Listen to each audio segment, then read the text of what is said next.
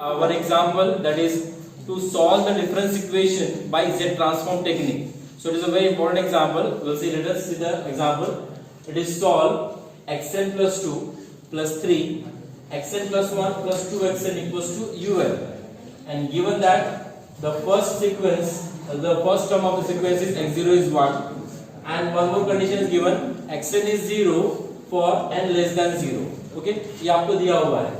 So first of all we write down the given difference equation as it is, and we take the Z transformation to both the sides. So now here I will use the shifting theorem, shifting Fn to the left and apply the formula, and to find out the Z transformation of xn plus 1, and that will be given by the formula. It is z square x of z minus x0 minus x1 z inverse, then plus xn plus 1 का Z transform होगा z x of z minus x0. उसके बाद xn का Z transformation, to constant बाहर निकाल लेंगे हम, linearity property apply कर रहे हैं. xn का Z ट्रांसफॉर्मेशन xz, और बाद में Z transformation of un. What is this un? un stand for the unit step sequence. So how it is defined unit step sequence? un takes always two values, एक रहता है 1 और एक रहता है 0. 1 कब लेता है वो value when n is greater than equals to 0, और 0 कब लेता है when n is less than 0. Okay, so finding the Z transformation of un means finding the Z transformation of 1 and 0, but the Z transformation of 0 is what? 0. Okay, because हम definition apply करेंगे तो summation of 0 will be 0. So we have to just find out the Z transformation of 1. अगर हमें un का Z transform निकालना है, मतलब हमें निकालना है Z transformation of 1, and we know the Z transformation of 1, it is nothing but Z upon Z minus 1. Is it okay? Now after this I collect the terms of x of z. x of z हमने common निकाल लिया. These are the coefficients of x of z in a bracket. Then x0 is given to be 1. x0 का value मैंने 1 put up किया, तो 1 into this z square, it is here. x1 का value यहाँ पे नहीं दिया हुआ है, तो हमने उसको as it is रखा x1, but z inverse and z square, that is nothing but the z. Okay, then minus again, x0 is 1, 1 into this minus 3z equals to this RHS part. Now further what we do here, we find out the value of x1, और उसके बाद हम proceed करेंगे. ठीक है, अब x1 का value तो नहीं दिया, बट एक कंडीशन आपको यहाँ पे दी है. कौन सी? xn is 0 for n less than 0. इसका मतलब for negative values of n, xn is 0. Okay, अब मुझे अगर x1 निकालना है तो गिवन डेटा है, वहीं से मुझे x1 मिलेगा. So I use the given difference equation to get the value of x1. तो यहाँ अगर मेरे पास xn plus 2 है, तो मुझे ऐसा वैल्यू n का चुनना पड़ेगा कि मुझे x1 मिलेगा. So if I put here n as minus 1, ठीक है, तो minus 1 plus 2 is what? 1. तो मुझे यहाँ से x1 मिल जाएगा. So I put here in the equation number it is 1, it is n equals to minus 1. अगर मैंने n minus 1 पुट अप कर दिया हो जाएगा x minus 1 plus 2, ये minus 1 plus 1, ये minus 1, ये minus 1, which is written here. Now this is x1, उसके बाद minus 1 plus 1 is what? 0. It is x minus 1 and u minus 1. Now x minus 1 will be, it is what? 0. Why it is 0?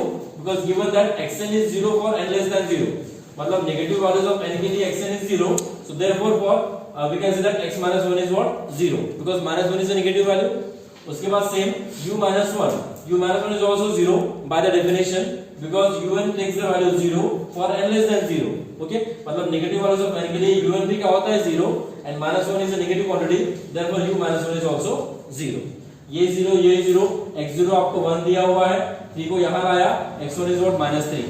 तो x1 मैंने minus 3 यहाँ put up किया, minus 3 put up किया, तो minus of minus 3 plus 3z minus 3z get cancel, तो ये simplify हो जा रहा है यहाँ पे. ओके, ये दो टर्म कैंसिल हो जा रही है, और z को फिर हम राइट हैंड साइड पे लेके जाएंगे. तो z को अगर मैंने राइट हैंड साइड में लिया, it is plus z square. Okay, और उसके बाद इसका क्रॉस मल्टीप्लाई कर देंगे. वी हैव दिस क्वांटिटी, जिसमें से z मैंने न्यूमरेटर में से कॉमन निकाल लिया. ओके, उसके बाद x of z का जो कोएफिशिएंट है उसको हम यहाँ पे डिनोमिनेटर में ला लेते हैं. So we are having this function. Okay, and जो ऊपर में जो z है उसको z को हम नीचे ला लेते हैं. x of z by z equals to 1 minus z plus z square, z minus 1 and z square plus 3z plus 2. ये क्वांटिटी आ गई. अब हमने z नीचे क्यों लेके आया हुआ है? बिकॉज जितने भी हमारे z ट्रांसफॉर्म के फॉर्मूले होते हैं उसमें हर एक में न्यूमरेटर के में क्या रहता है? z. तो उसको एडजस्ट करने के लिए हम हमेशा अगर पॉसिबल होता है तो z न्यूमरेटर में से कॉमन निकालते हैं और उसको नीचे लेके आते हैं. ठीक है, अब इसके बाद हम इसका पार्शियल फ्रैक्शन करेंगे. यहाँ पे पहले हम चेक करेंगे what is the degree of numerator. Degree of numerator is what? It is 2, and degree of denominator is what? It is 3. Okay, अब यहाँ पे तो partial fraction is possible because degree of numerator is strictly less than degree of denominator. अब partial fraction करते हैं तो उसको हम कैसे लिखेंगे? It is what a upon okay this z square plus 3z plus 2 को हम फैक्टराइज कर लेते हैं. Factors will be what z plus 1 z plus 2. तीनों लीनियर फैक्टर है. It is simple to do the partial fraction or to write down the partial fraction. What is it? A upon z minus 1, then b upon z plus 1, then c upon z plus 2. तीनों linear factor थे. अब ये a b c की values हमको निकालनी है और बाद में इनवर्स ले लेना है to get the answer. So a b c की वैल्यू हम निकालने के लिए एक शॉर्टकट मेथड मैं आपको बताया था.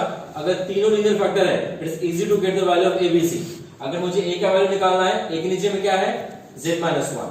तो मैं यहाँ पे z minus 1 को छोड़ दूंगा, जो भी यहाँ पे बच रहा है ओके उसमें मैं z equals to put up करूंगा 1 and then upon it is what z minus 1.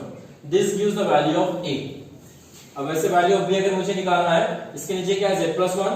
तो मैं z plus 1 छोड़ दूंगा, जो भी बचेगा वहां पे z equals to minus 1 put up करूंगा बिकॉज मेरे पास क्या है? z plus 1.